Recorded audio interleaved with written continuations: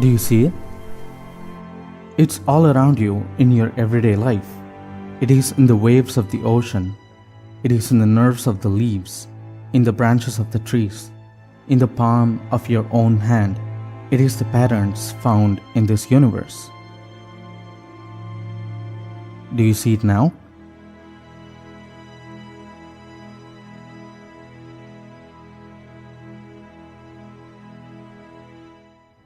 I think there is a reason that our reality is constantly clouded with our own thoughts. If not for our thoughts, we wouldn't be so distracted. We would observe the present moment more, and I'm not sure if we could handle the intensity of the present moment. A single rock is filled with so many details, more than what you managed to notice so far in your life. If we actually take in all the details of the present moment, maybe we would just get lost in it. The universe seems so chaotic, so random, intricate, and complex. It is often considered to be beyond the grasp of mathematics, science, and even art. But what do you see when you look at this picture? It is called The Great Wave, a woodblock print by the 18th century Japanese artist Hokusai. Look at it carefully. A fractal is a mathematical set that exhibits a repeating pattern displayed at every scale. I know that warning alarms are ringing at this very moment when I started talking about a mathematical set. It is really easy to explain. Take a blank sheet of paper and draw a line from the center to the bottom, just like this one. Now, draw two other lines at a 45-degree angle from the top of the first line, and continue doing the same to all the lines that you draw, like this. And keep going on. And this, my friend, is called the fractal canopy, or the initial stage of it. Now put the pen down, go outside of your room, and look at the nearest tree. What do you see? A mathematical set that exhibits a repeating pattern displayed at every scale. It is not just in this tree. It is found almost everywhere in nature, in the mountain peaks, in the coastal lines, nerves inside you, the human heartbeat. It seems like the universe is following a self-similar code that repeats itself at every scale. When discussing fractal geometry, we should absolutely talk about Benoit Mandelbrot. He's a Polish-born French and American mathematician who refers to himself as a fractalist. He's the one who coined the word fractals. He said that things that are considered chaotic, rough, and complex in nature have a degree of order. He showed how visually complex things like mountains, rocks, or a forest can be created from simple rules. He even displayed it by discovering the Mandelbrot set in 1979. In his book Fractals, Form, Chances and Dimension, and Fractal Geometry of Nature, he described how these self-similar patterns are to be seen in even the complex structures of nature. Because of his work in this area, fractal geometry is now used to produce computer-generated visual effects in movies, cancer research, telecommunication, and many other fields. One of my favorite fractal application researches is this. In 1997, a group of researchers, West, Brown, and Enquist, tried to determine whether the fractal structure of a single tree could predict how an entire forest is placed in the ecosystem. One of the researchers headed to the northwestern part of Costa Rica to a government-allocated rainforest. They measured the fractal structure of the tree by measuring the placement of the branches, the gap between them, and then proceeded to the forest to measure the placement of various trees, big and small, within the forest.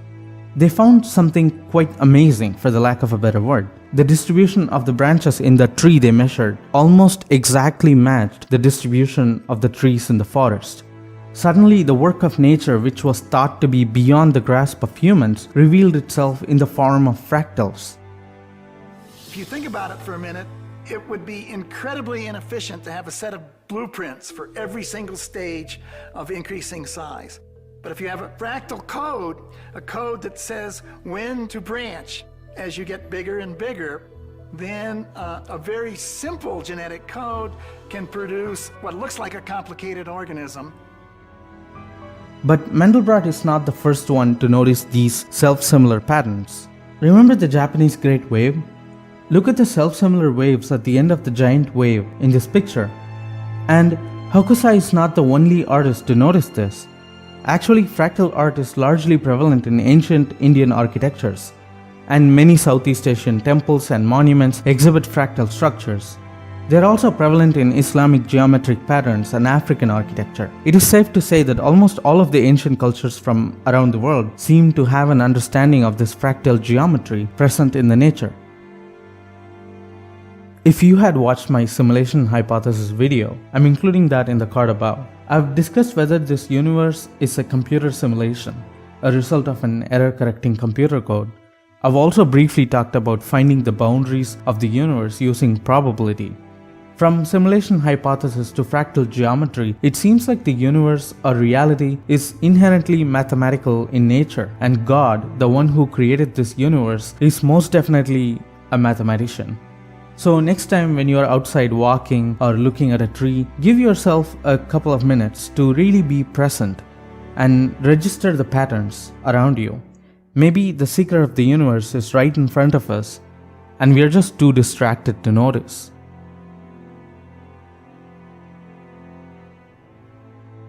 Thanks for bearing with us as we got the technology here up and running. The reason this is a little unusual, I don't give this presentation real often. This is a little different than most of the ones that I do, and it requires a little different setup than we normally have.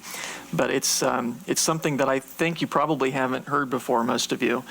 And it's very different than the kind of presentations you normally hear on creation versus evolution that deal with fossils and geology and genes and DNA, and that stuff's all fascinating. I love it.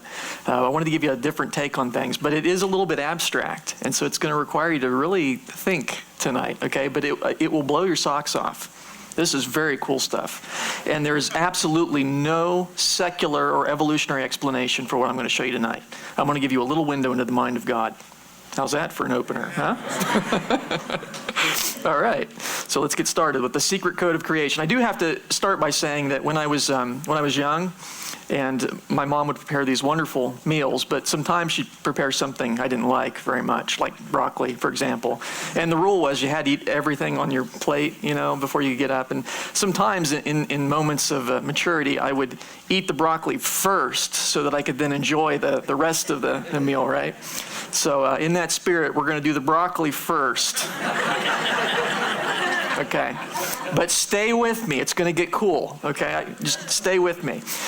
There is a secret code that the Lord has built into numbers. We don't think about God creating numbers.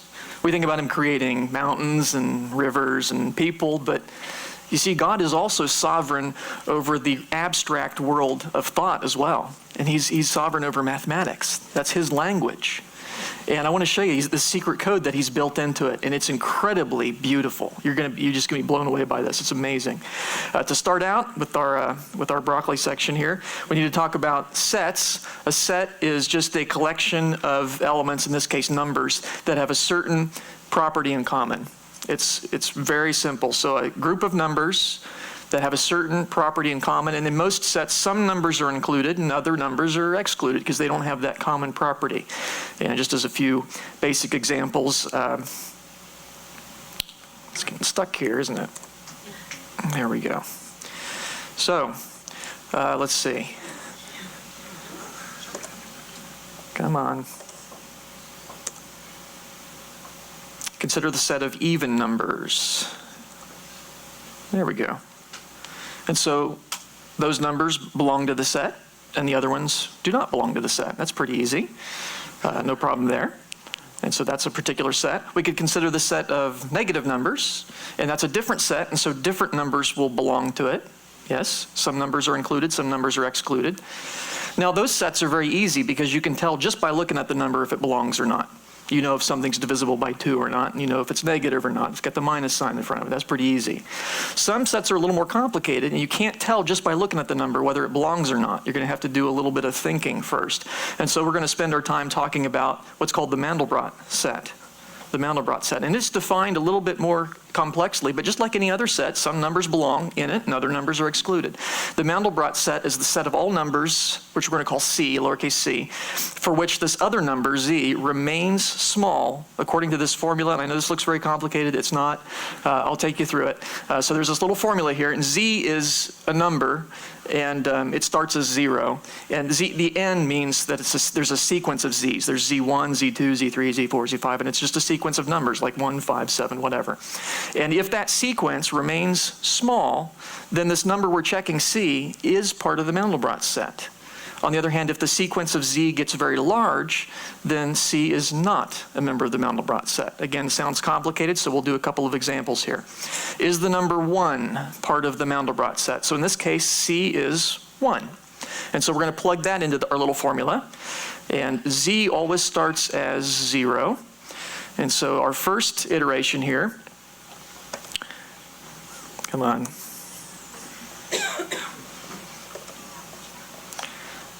Bill Gates puts anti-creation software on these things. I'm telling you. There we go. It's got a virus on there or something. All right. So our first Z is 0. That's all. That's the rule. It starts as 0. And so we have 0 squared plus 1. 0 squared is 0 plus 1 is 1. That's pretty easy. And so that's the new value of Z, you see. And so we're going to put that 1 back in. Okay, that's the new value of Z. So now you have 1 squared, which is 1 times 1 is 1, plus 1 is 2. Okay, I told you this was easy. It's not hard, okay? 0, 1, 2. Now we're going to put the 2 back in. Yes, 2 squared is 4, plus 1 is 5. Okay, yeah, you got that. We're going to put that back in. 5 squared is 25, plus 1 is 26. Going to put that back in. 26 squared is big. Okay, so you see what's happening with the sequence of Z? It's getting bigger and bigger and bigger. So is 1 part of the Mandelbrot set? No, because remember, Z has to stay small for C to be part of the Mandelbrot set. So C equals 1 is not a member of the Mandelbrot set. So we found that it does not belong, but it wasn't simple. You can't tell just by looking at it. You got to run it through that little formula. So let's do another one here. Come on, computer.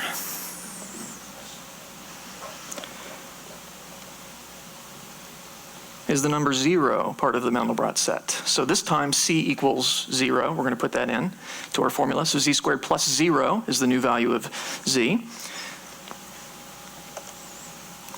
So the first value is always 0. It starts as 0. So we're going to put 0 squared is 0 plus 0 is 0. Okay. And we'll put that back in. 0 squared plus 0 is 0. Okay. Put that back in. Yeah. So you see what happens there? It just gets, you just get more and more zeros. And so does Z stay small? Yes, it does. And so is 0 part of the Mandelbrot set? Yes, you got it. Easy. Tedious, but easy. Okay, one more, because I know it gets old after a while, but let's try -1. Is -1 part of the Mandelbrot set? So now we have Z squared minus 1 is the new value of Z, and Z always starts as 0. So we'll put that in first, and we'll have 0 squared minus 1 is -1, yes. And so that's our new value of Z, and we put that back in. -1 squared is +1, minus 1 is 0. Okay, we put that back in. 0 squared minus 1 is -1. Okay, you see what's happening there? 0, -1, 0, -1, 0. So it doesn't center in on one number, but does Z remain small? Yep. So is -1 part of the Mandelbrot set?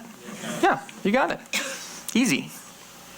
There's one more complication, and then it gets really cool. Okay, the Mandelbrot set also includes the so-called imaginary numbers. You remember these? These are when you take the square root of a negative. And I hate the fact that they're called imaginary because it makes it sound like they don't exist, like they're just made up. They do exist. Okay, God made the imaginary numbers too. That's just a name. And to add insult to injury, the other numbers are called real. But that's just a name. That's just a name. An imaginary number is one that when you square it, you get a negative. And that's a little hard for us to comprehend, isn't it? Because If you think about it, positive numbers, when you square them, you get a positive number. Yes. Negative numbers, when you square them, you get a positive number. So imaginary numbers are not positive, they're not negative, and they're not zero, because when you square zero, you get zero, right? So how do you square a number and get a negative? That's a little hard. It's a little hard for us to imagine a number that's not positive, is not negative, and is not zero. But that's what imaginary numbers are. And that bothers people because it's counterintuitive. But intuition's based on experience. And when you're really little, negative numbers bother you. Because how can you have, you got one apple or two, how can you have less than 0 apples? That doesn't make sense, right? You get a little older, you get a bank account, suddenly negative numbers start making a lot of sense, right? I can have less than nothing, yes. It's the same way with the imaginary numbers. It's just that most adults never really gain experience with imaginary numbers, but they do exist. They do exist. And the way to think of them is, if you have the number line here, I'm sorry, my computer keeps burping, but there it is. The positive numbers are to the right of 0. The negative numbers are to the left of 0. Come on, computer. There we go. So where would you put the negative, or where would you put the imaginary numbers? Well, they're not 0, so one way to put it is off the number line. That's the way to think of it. They're on a different axis. They're not. See, the imaginary number there, I, is the most basic imaginary number. You square it, and you get -1. And it's not positive. It's not to the right of 0. It's not negative. It's not to the left of 0. And it's not 0, because it's not where 0 is, you see. And so you can think of the numbers as being in a plane rather than a number line, a number plane. And you can multiply I by the real numbers and get any imaginary number, half I, negative I, okay? And you see that you get this other axis there. And you can also have what they call complex numbers, and complex numbers have a real component and an imaginary component, and you can think of them as being off axis, you see. And so the x coordinate is given by the real component, and the y coordinate is given by the imaginary coordinate. But it's considered one number. And that's the neat thing about complex numbers, is you can map a position on a plane using simply one number, with the real component being its x coordinate and the imaginary number being its y coordinate. So that's a way to think about imaginary numbers. They're off axis. Now, the Mandelbrot set also includes these imaginary numbers. I don't know why this thing is acting up, but it is. We checked the number 1, and we said it's not part of the Mandelbrot set. Now, you run it through that formula, and z got big, so 1 is not part of the Mandelbrot set. I'm trying to see if there's a pattern, okay? We checked. Let me just escape here. I don't know why this is malfunctioning. No, it's not going to let me escape. Well, there we go.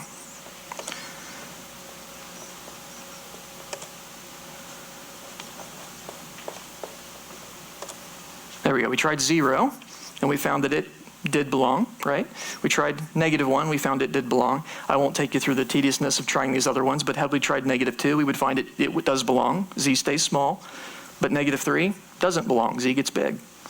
A half, positive a half, z gets big, but positive a fourth, as you say, you can't tell just by looking at the numbers. There's no apparent pattern. And we could do the same thing with the imaginary number. We'd find it does belong, and so does -I, but 2I doesn't, and -2I doesn't, but a half I does, and negative. There's no pattern that I can see.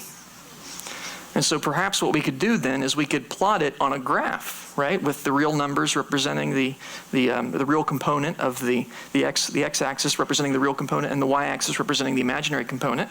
And so all the numbers we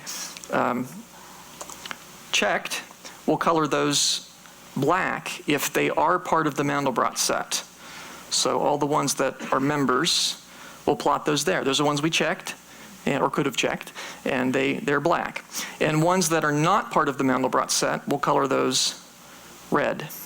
And so all these other ones, and they map there, okay? And so maybe it'll form a shape, and then we can see if there's a pattern, and it turns out there is. And so as we plot more and more of these, a pattern starts to emerge. And it's not a pattern you'd expect. But you see a pattern starting to form there? The pattern that forms is this. Isn't that strange? not simple. You'd think, well, maybe it'd be a circle or something. It turns out to be an incredibly complicated shape. All this is a map of which numbers belong to the Mandelbrot set. And so now you don't have to run them through that formula. What I did is I had the computer run through all possible points there, you see. And so you can see that 0 is part of the Mandelbrot set because it's black. You can see positive 1/4 is, positive half is not because it's red. And what I did was if it's close to the Mandelbrot set, where Z does get big, but it does so very slowly, I colored them yellow, and that gives it a little bit of contrast. So yellow is where it's very close to being part of the Mandelbrot set, but still not quite part of it. And so the shape is incredibly interesting, and it has all kinds of interesting mathematical properties. You have the main shape over here, kind of a heart shape. They call that a cardioid. And that's where if you take remember those old spirographs that they used to have? If you take two gears of equal size and you put a pencil on one and roll it around the other one, that's the shape you'll get. That's a cardioid. And then all the other shapes are circles. Now it's a little squashed because of the aspect ratio of the screen, but those are absolutely perfect circles that are sort of growing off the cardioid. How about that? Into that sort of bug-like shaped thing. It's got a spike on the end, and it's got another little shape over there. But it's really interesting. You got a circle here, and you got a circle growing on top of that one, and a circle growing on top of that one. You got a big circle here, and one growing off of it, one growing off of it, one growing off of it. Really fascinating. And now I'm going to remove the coordinates because you can see that it's very mathematical. This circle is centered right on -1, just exactly. And it has a radius of, it looks like, about 1/4, something like that. So it's really an interesting shape and totally unexpected. Yes, we did that. I don't know why this thing's acting up. Let's try this one more time here. Okay, so there's the coordinate with the coordinate system gone, so you can see the entire shape. And we're just going to spend some time exploring the shape because the thing that I want to get across to you is this is not a shape that people made, right? This is a shape that is built into numbers. All this is a plot of which numbers belong to that Mandelbrot set. That's all it is. And it turns out to be wonderfully interesting. We're going to zoom in on sections of it here in just a second. The upper portion here, you can see that this top sphere branches off into 3 branches, right? A stem and 2 branches, so 3 total. That's kind of interesting. The one next to it branches off, I don't know if you can see that, but it branches off into 5 branches. Can you count that? Can you see that? The next one, they're getting small, but it branches off into 7. And the next one, 9, 11, 13, 15, all the way, all the odd numbers, all the way down to infinity. Odd infinity, apparently. Whatever that means. On the other side, you get all the numbers, including the evens and the odds. Interesting in terms of the way they branch. Isn't that fascinating? So it knows how to count somehow, which is wild. And perhaps even more interestingly, 5 plus 3 is 8, yes? Right? And the little shape in between them has 8. And that's always the case. Whenever you check the bud in between 2, it adds the number of stems. No matter which one no matter where you're at. So again, 3 and 4 is 7. That's how many it has. 4 and 5 is 9. That's how many it has, and so on. So somehow it knows how to add. That's kind of neat. Just amazing. Incredible shape. Okay, we're going to spend some time exploring this. And one thing I want to check out is this little that spike there on the end. You see that spike? Because it's got a little black spot on it. What could that be? Well, let's find out. We're going to zoom in on that little thing. Oh. Isn't that interesting? It's a baby version, right? It's the same basic shape as the parent. It's got the cardioid, and you got the little circles growing off of it. It's not identical. It's very similar, but it's not identical. It has extra spikes growing off of it. The parent didn't have these. They're very faint, but the parent didn't have these extra spikes growing off of it. So it is, and it's got a baby. Oh yeah, how about that? And of course, on the tail of that is another one. Let's see if I can go to that one. How about that? And you could do that forever, literally. Yeah. There it is. And every time you get, we zoomed in on a spike, and the baby version has more and more spikes as you zoom in. So it inherits the property of the section of the parent that it grows off of, apparently. So all that on a tiny little section of a tiny little section of a tiny little section of the Mandelbrot set. And if you're wondering, there's nothing bigger. That's the ultimate one right there. There's nothing outside of it, interestingly. Other places we can go exploring. They call this the Valley of the Seahorses. Can you see the seahorses? By the way, the colors are arbitrary. We can make those whatever we like. But the shape is something that God has built into numbers. That's what you need to keep in mind. This is not a human artist that made this. The computer helped us plot it, but the shape is built into numbers. This is just the shape you get when you plot what points belong to the Mandelbrot set. See the seahorses over there on the right side? They're upside down, and they're a little dark on this screen, but they really do look like seahorses. It's kind of amazing. So let's go off to the right here. We'll zoom in a bit on one of these seahorses. Now again, all you're looking at is a plot of which points belong to the Mandelbrot set, and it turns out to be wonderfully complex and beautiful.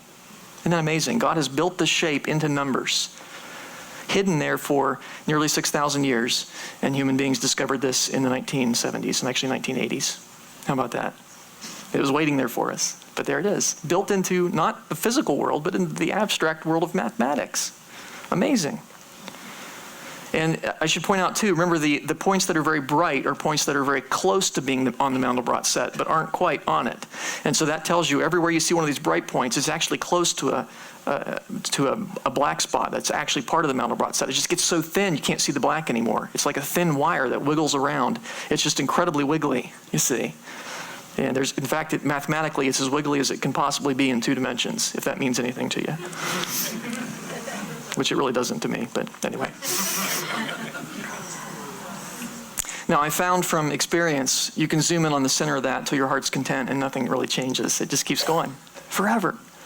Little window into the mind of God, because that's how God thinks about things. He's infinite.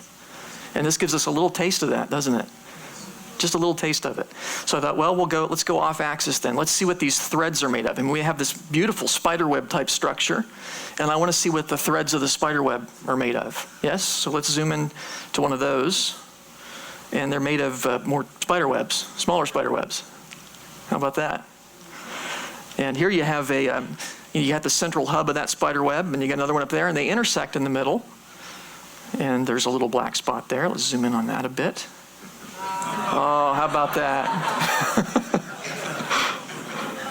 Isn't that interesting? You got a feeling like God really likes that shape or something? It's built into math, built into numbers. And again, it's not identical to the parent. The main shape is, but it's got extra stuff growing off of it. We zoomed into a spider web, and it's got extra spider webs growing all the way around it, you see. And you might notice it's got a little baby version too. It gets computer intensive to zoom in too much though, so we'll go back out here. But all of that's in a tiny little section of the Mandelbrot set. That's what it is.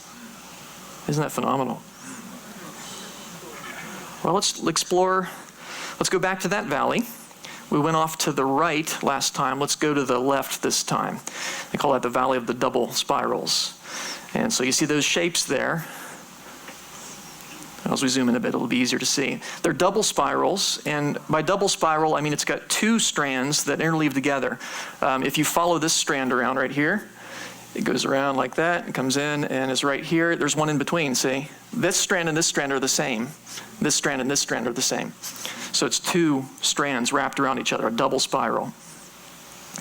And again, I found you can zoom into the middle of that forever, and it just keeps going. It's infinite. And so let's go off axis and look at one of these strands to see what they're made of. And they're made up of, well, spider webs and more of these double spirals. And we have a new structure in the middle. I call them a bow tie. Doesn't it look like a bow tie right there? Kind of. So let's zoom in on that bow tie a little bit. And it's made up of 2 double spirals, and they intersect in the middle. And then 2 becomes 4. You see 4 in the middle. It's kind of a cross structure. That's kind of pretty. And then 4 goes to 8. Oh, you were expecting it this time, weren't you? Yeah. How about that?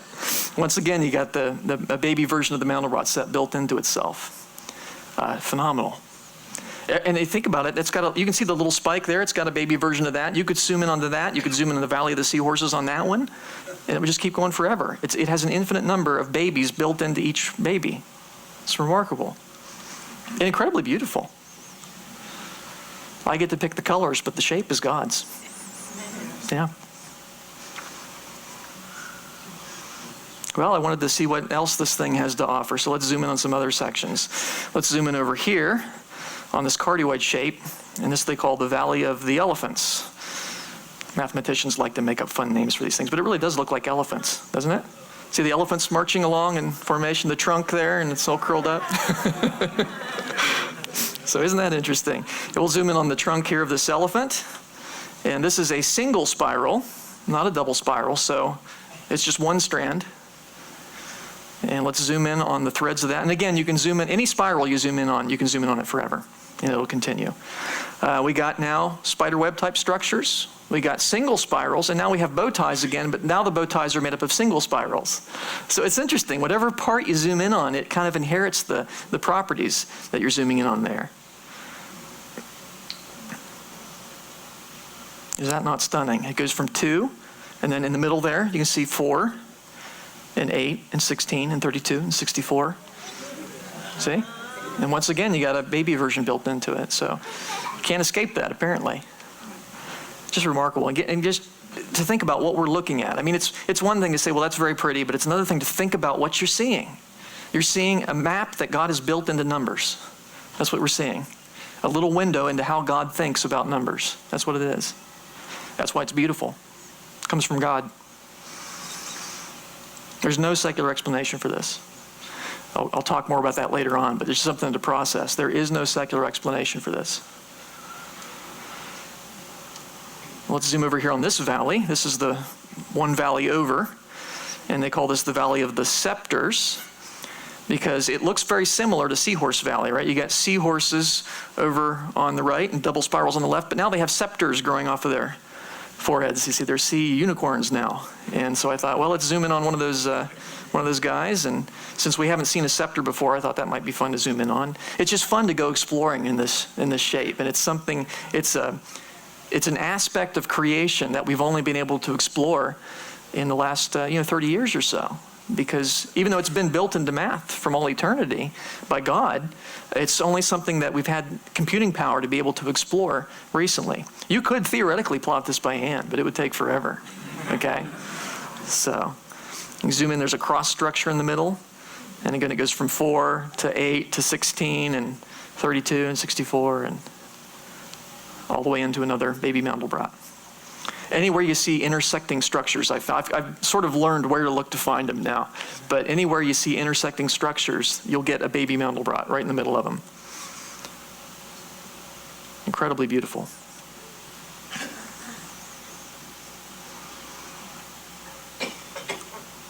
Now that is all just a map of what numbers belong to that formula. That when you plug the numbers in, they stay small, z stays small. That's it. It's that simple. And that made me think, what happens if you change the formula? So I thought I'll try that. What happens if we make it z cubed plus c? I find if you change c, half c or whatever, it just changes the scale of it. It doesn't really change it very much. But if you make z cubed, you get a different shape. You get that. Instead, a little different. And so everything kind of gets duplicated. The only thing that stays the same is this valley right here. That stays about the same. Everything else gets moved around. This bubble right here has split into 2 and moved up to here. So there's 2 tails now. You see, everything gets kind of doubled, or in some cases quadrupled. So this little baby version right here, it gets split into 4. So it's there, and there, and there. And later on I learned, I haven't incorporated this in the presentation, but later on I learned how to do it in stages. So z to the power of 2.1, 2.2, and you can actually watch it morph from one shape to the other. It's kind of interesting. But let's explore this new shape, which is sometimes called a multibrot. So Mandelbrot is the original shape, and a multibrot because it's a multiple of the Mandelbrot. And does it have similar properties? Well, let's find out. Let's zoom into what used to be the Valley of the Elephants, because that's the one place that didn't seem to change very much. You think we'll still have elephants? Well, let's find out. Yeah, you still got elephants. That's good. But now instead of having 1 elephant per bubble, you have 2 per bubble. You see, everything gets duplicated because the power went up 1. So it's really interesting to look at how the math changes as you zoom in on these different shapes. Yes, there we go. So zooming in on the trunk of one of these elephants. And again, we have a single spiral. I think we'll have bow tie structures like we did before. Similar, but now there's 3 instead of 2. See, it gains by 1. And the next one in, you remember it went from 2 to 4 to 8 and so on. Now it goes from 3 to 9 to 27. It's all the powers of 3 as you zoom in. The next, see the number of bumps around that and so on. And look what you have in the middle there. It's a baby version of that shape then. So it repeats itself forever as well. This type of structure that repeats infinitely on smaller and smaller scales is called a fractal. And this is one type of fractal. There are other types of fractals as well, but I find these to be really interesting. I'm going to switch over to, yes.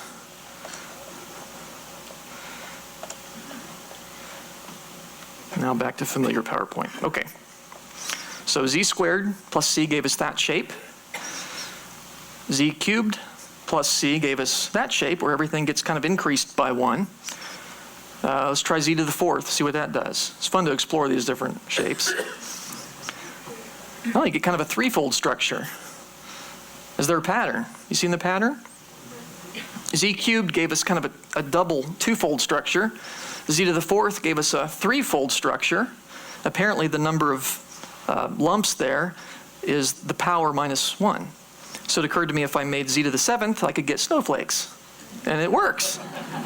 You do get snowflakes. How about that? And when you zoom in on the snowflakes, I'm not going to do the whole thing, but you get the same type of patterns. You get these beautiful spirals, and you zoom in long enough and you get more snowflakes. The same shape repeats itself infinitely. And that is the nature of a fractal. And a fractal doesn't have to repeat exactly, it can repeat approximately. And there's different types of fractals. For example, there's a Sierpinski triangle. This is where you take a triangle, and this is one you can do yourself. You can take a triangle, and from the middle of it, you cut out a triangle 1/3 the size of the original. Now you have 3 triangles. You do the same thing with each of those. You cut out one triangle in the middle, 1/3 the size. Now you have 1, 2, 3, 4, 5, 6, 7, 8, 9 triangles, and you cut out one from that, and so on and so forth. You do this forever. And you'll end up with a Sierpinski triangle. And you can see that any section of it sort of looks like the original, doesn't it? I could zoom in on this, and you can't really tell how much I'm zoomed in. That's the nature of a fractal. When you can't tell what the scale is by looking at it, that's a fractal. Or a Koch snowflake. And this is where you add on a triangle. You start with a triangle, and you add on a triangle to each side, and then you add on a triangle to each remaining side, and so on. And it gets more and more complicated. And you do it an infinite number of times, and you end up with this snowflake. And it's a very interesting shape mathematically. Mathematicians love to play with these sorts of things because it has finite area. You can see it's only so big, but the perimeter is infinite. Okay, because it's infinitely wiggly, and so an ant could never possibly walk all the way around it, even though it has finite area. Or another way to think of it is if I could make a paint can that has the shape, instead of it being a circle, it has that shape instead, but it just extended out 1 dimension. That paint can would have a finite volume, but an infinite surface area, which means it could only hold so much paint, but it couldn't possibly hold enough paint to paint itself, which is just, that's mind-blowing to me. But I don't know, crazy. God isn't limited by our imagination. What does all this mean? I mean, you got these incredible shapes built into numbers, built into math. What conclusions can we draw from this? What causes the beauty that we see in these fractals? What causes the complexity that we see? The fact that they have these mathematical properties. What causes that? What causes the beauty in fractals? Is it the man-made color scheme? I picked the colors. I think they're pretty. But fractals are still pretty even in black and white, you see. So it's not, the shape is God's, and the shape is beautiful. Even if it's grayscale, it's still beautiful. So it's not the man-made color scheme. Although some people pick very bad color schemes, and shame on them. Did the computer create the beauty? Did the computer create these shapes? No, it revealed them to us. But these shapes are built into numbers. The computer just helps us plot it quickly. Like I said, you could, in principle, you could map one of these out. In fact, the Mandelbrot set, the main iterations of it have been done manually. Mathematicians love that sort of thing. I don't. It's interesting, but I'd rather let the computer do it. The computer didn't create it. The computer is like a microscope. A microscope does not create bacteria. It allows you to see bacteria. The computer allows us to see these fractals. Did people make it? Well, I mean, nobody knew about these until really the 1980s is when they were starting to, at IBM, they were looking at these things, and people were surprised by what they found. There's no way people could we can't make something infinitely complicated anyway. It's not like somebody sat down and said, you know, I'm going to make a heart-shaped structure over here, and then I'm going to put a bubble there, and an infinite number of bubbles, and no human being designed this shape. We discovered it, but we didn't create it. And the fact that we're surprised by its properties is proof that we didn't make it, right? You make something, you design it, you know how it works. We discovered this, but we didn't make it. The beauty appears to be built into math. It's built into math. What causes the complexity in fractals? The fact that they have infinite complexity to them. Did the computer do that? No, a computer is not infinitely complex. In fact, most programs that will graph fractals can only zoom in so far, and then the computer crashes because it can't deal with the high precision numbers. You have to write special code to go in deeper than that. The program that I wrote for this will only zoom in a few billion times, and then it says, I give up. But the fractal goes on. It's beyond what the computer can plot. Yes, so the computer didn't create it. Did human beings create it? Again, we didn't sit down and design this, so we can't design things that are infinitely complex. Machines that human beings make get simpler when you zoom in. These things get more complicated. They get more complex as you zoom in. That's not a property of a human-made object. Did the formula create it? Z squared plus C. I mean, we did pick the formula, but what we found is it doesn't matter too much what formula you pick. There's built-in complexity to the numbers. Remember, we changed the formula, and you still get these beautiful, incredible shapes. So the formula didn't create it. The formula reveals a particular beauty built into those numbers, but it didn't create it.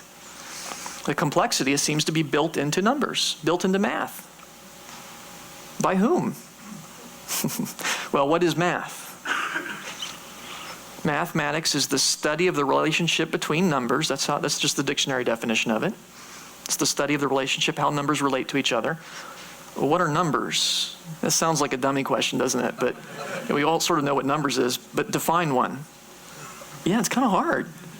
And I looked through several different dictionaries, and most of them, they don't agree on what a number is. It's hard to define. Sometimes these things that are very simple, very basic to us, are the hardest to define. The best I could find is numbers are a concept of quantity. I think that's probably the best definition that is out there. Numbers are a concept of quantity. So when you're thinking in terms of the number, you have a quantity of objects. The number is the concept of that quantity. It's not the objects. It's the concept of the quantity of objects that you have there. And so the number is abstract. Numbers are concepts. They're abstract in nature, not physical, right? They exist in the mind. They're concepts. That's where concepts exist. You can't stub your toe on a number or pull one out of the refrigerator. They're not made up of atoms. They're abstract. Now you say, well, you can't literally see a number. And people might say, well, I see the number 3 right there. But that's not really the number 3, because if it is, I've just destroyed the number 3. Children will now have to count 1, 2, 4, and so on. 3 is gone. That was a representation of the number 3. That was a numeral. Written numerals are not numbers. They're representations of numbers, okay? Writing down 3 doesn't mean that is literally 3. It's a symbol. It represents 3. Just like a picture of a horse symbolizes a horse, but it's not the horse. Laws of math are conceptual, okay? Concepts exist in the mind. Now, where did laws of math come from? Did they evolve? Now, this is interesting because, of course, my secular colleagues, they want to suck the creative juice from God out of everything, right? All these wonderful things in the physical world that God has made, and they want to say, well, mutations in natural selection produced that organism. Laws of math can't evolve because they don't change. I don't know any secularists that believe that the number 7 evolved from the number 3. 7's always been 7, 3's always been 3. And so you cannot explain math by evolution. You might find evolutionary biologists, evolutionary geologists, evolutionary astronomers. When it comes to math, everyone's a creationist. Isn't that interesting? You won't find any evolutionary mathematicians. They don't exist. You might find evolutionists who use math and so on, but they don't believe that math evolved. Were laws of math created by people? Well, laws of math are formulated by people. We invented the notation, that's why 3 looks like that. But we didn't create numbers. Numbers existed before people did. And laws of math existed before people did.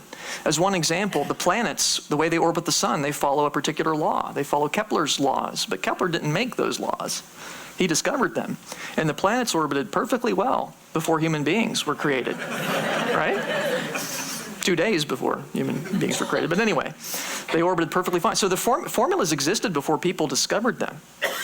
I mean, triangles still added up to, the sum of the squares of the 2 sides before Pythagoras discovered that.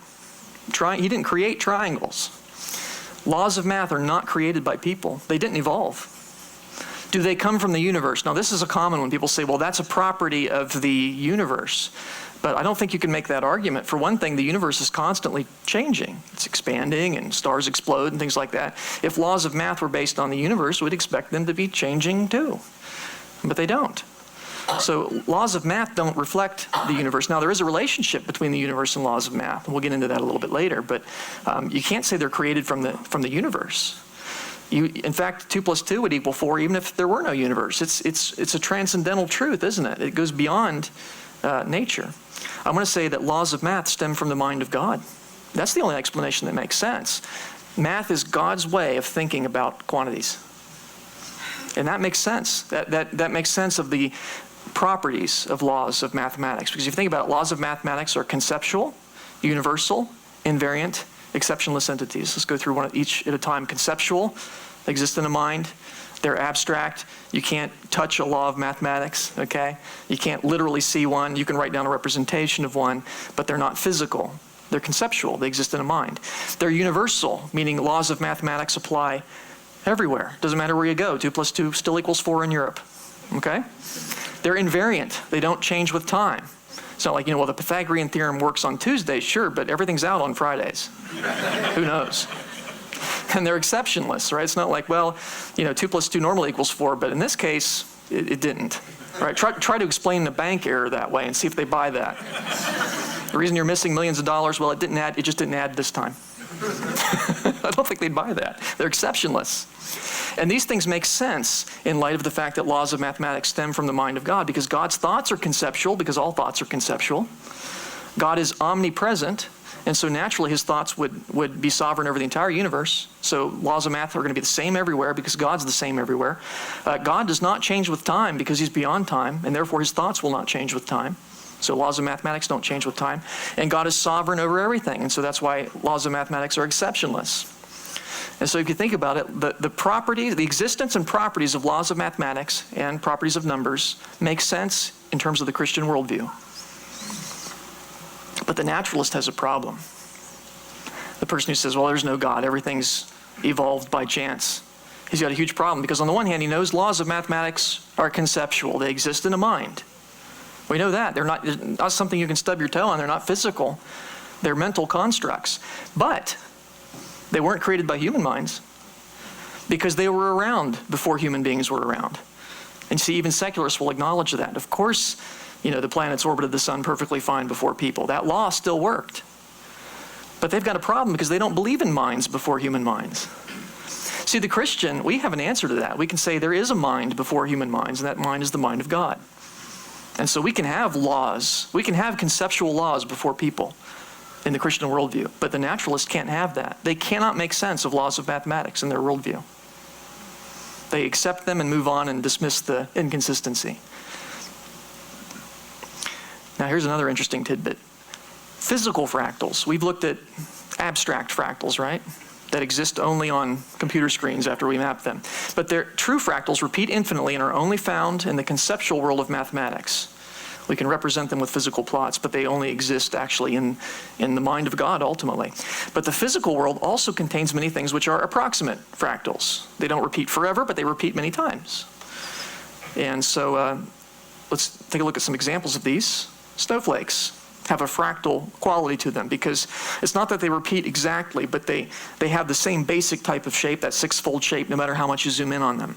So they repeat approximately, these little gems from heaven that God sends us every winter, and they're just stunningly beautiful, and they do have that fractal property to them, the six-fold shape being determined by the oxygen molecule and so on.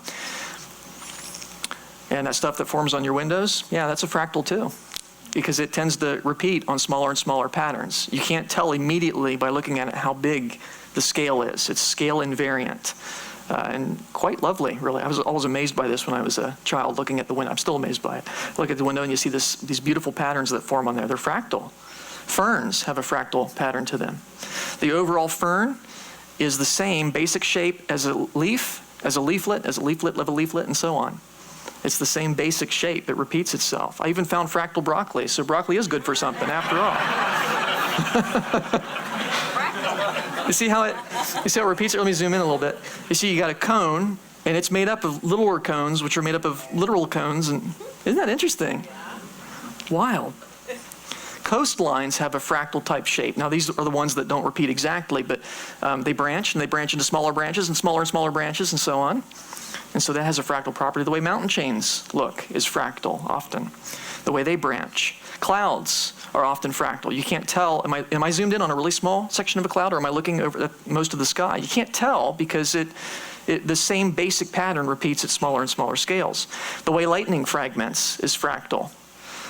Is this lightning, or is it just a little spark? Well, in this case, you can tell only because there are buildings in the background. But if I did the same experiment with a little spark, it would branch the same way, pretty much. You can't really tell. And so the way lightning branches is in a fractal pattern. Isn't that spectacular?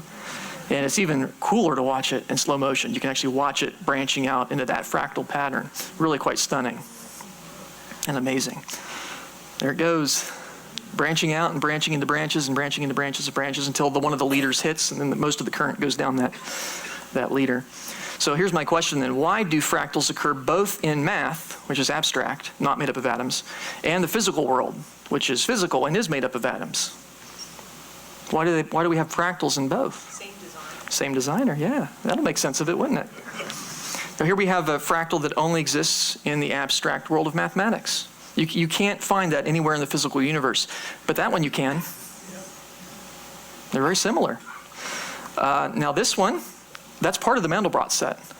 That exists nowhere in physical reality. But that one does. Isn't that interesting? This shape right here, it's called a Barnsley fern. You're probably thinking that's a real shape. It isn't. That's a mathematical graph. Yeah. And the entire shape, each of these leaflets is the same as the entire shape. And I'll prove that to you. Watch the entire shape here. It goes down and becomes one of its own leaflets. You see that?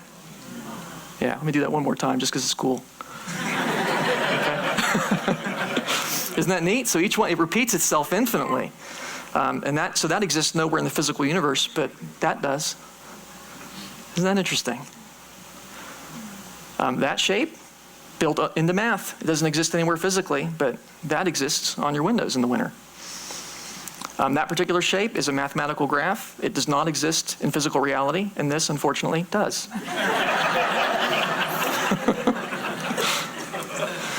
This is part of the Mandelbrot set. It's one of those double spirals that we zoomed in on earlier. It exists nowhere in the physical universe, but that I've seen with a telescope. Isn't that interesting? You got fractals occurring in abstract and also made up of atoms. Why is that? And of course, the answer I'm going to lean toward is because God's mind is sovereign over the entire universe. Now, one answer that people might give would be, well, the physical universe obeys mathematical laws, right? So if something can occur in math, it stands to reason it can occur in the physical world because the physical world obeys math.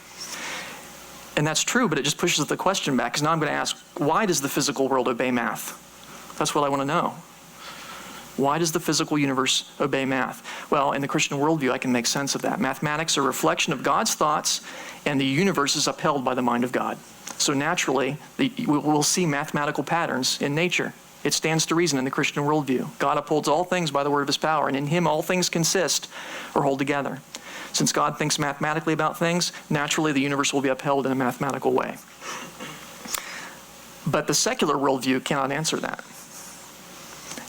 Try it sometime. Ask an evolutionist, why does the physical universe obey mathematical laws? Now, they take it for granted. We all know it does. But why? You can't make sense of that in the secular worldview. The secular worldview cannot make sense of the properties of laws of mathematics, the fact that they're conceptual and yet existed before human minds, the fact that they're universal, apparently. We assume they're the same everywhere, that they're invariant, they don't change with time, that they're exceptionless. We can make sense of those properties. That's consistent with the mind of God. And the secularists cannot explain why the physical universe is compelled to obey mathematics. But we can, because God is sovereign over the physical universe. It makes sense in the Christian worldview. Don't believe me that secularists can't explain this? We have a physicist here, Eugene Wigner, bright guy, and he wrote a wonderful article that I would encourage you to read called The Unreasonable Effectiveness of Mathematics in the Natural Sciences. The unreasonable effectiveness of mathematics in the natural sciences. He's trying to explore, apparently from a secular perspective, why it is that the universe obeys math. And what is his answer? It's difficult to avoid the impression that a miracle confronts us here, or the two miracles of the existence of laws of nature and of the human mind's capacity to divine them. It's amazing enough, he says, that the universe obeys these wonderful laws of nature, and it's even more amazing that they happen to be in nice, neat mathematical equations like E equals mc squared that the human mind can understand. It's remarkable. And his conclusion in the article is, the miracle of the appropriateness of the language of mathematics for the formulation of laws of physics is a wonderful gift which we neither understand nor deserve. He doesn't have an answer in his worldview. Isn't that interesting? And he's a bright guy. He's a physicist. The secularists have no explanation for that. Isn't that interesting? They can come up with evolutionary stories for fossils and genes and so on, but they've never come up with an evolutionary story for math because math can't evolve. It's there, and it's a problem for their worldview. They need it to survive. They have to live in God's universe, even though they might deny God. But they don't have any explanation for it in their own worldview. So we've seen there's a secret code of amazing beauty and complexity built into numbers. That's what I want you to take away. Numbers have incredible beauty and complexity built into them. Maps of certain very simply defined sets, like z squared plus c, show infinite complexity and tremendous beauty when you map them on that plane. Human beings did not create the complexity in fractals. We merely discovered it. It was there all along. Computers did not create the complexity in fractals. They merely helped plot it. You could, in principle, do this all manually. It would take forever, but you could. The intricacy of fractals is built into mathematics by God. That's the only explanation that makes sense. Fractals have no reasonable explanation in a secular or evolutionary worldview. You just can't make sense of them in that worldview. I'd encourage you, by the way, we have a sign-up sheet if you'd like to get Acts and Facts magazine. How many of you already get Acts and Facts magazine? Okay, well, the rest of you need to repent of that sin and sign up. Acts and Facts is a free monthly magazine that we would just love to bless you with. And I've got a series on the solar system I'm going through right now, so I'd encourage you to sign up for that. We have the sign-up sheets out there on the table. We don't really have any book that deals with fractals, because I haven't written it yet, but eventually I will. One book that helps you to think through some of these philosophical issues is called The Ultimate Proof of Creation. We sold out of these last night, but you can get this on our website, icr.org. Ultimate Proof of Creation is going to show you how only the Christian worldview can make sense of things like science, mathematics, logic, morality, all the things that people take for granted. Sometimes Christians are tempted to get into scientific details of an argument, and there's a place for that. But you need to understand, science wouldn't even be possible apart from the Christian worldview. And that's a powerful way to argue. Because the evolutionist says, how do you explain this scientific evidence? And you say, okay, hold on, I'll get back to you with that. But first tell me, how is science even possible in your worldview? And they'll never be able to answer that.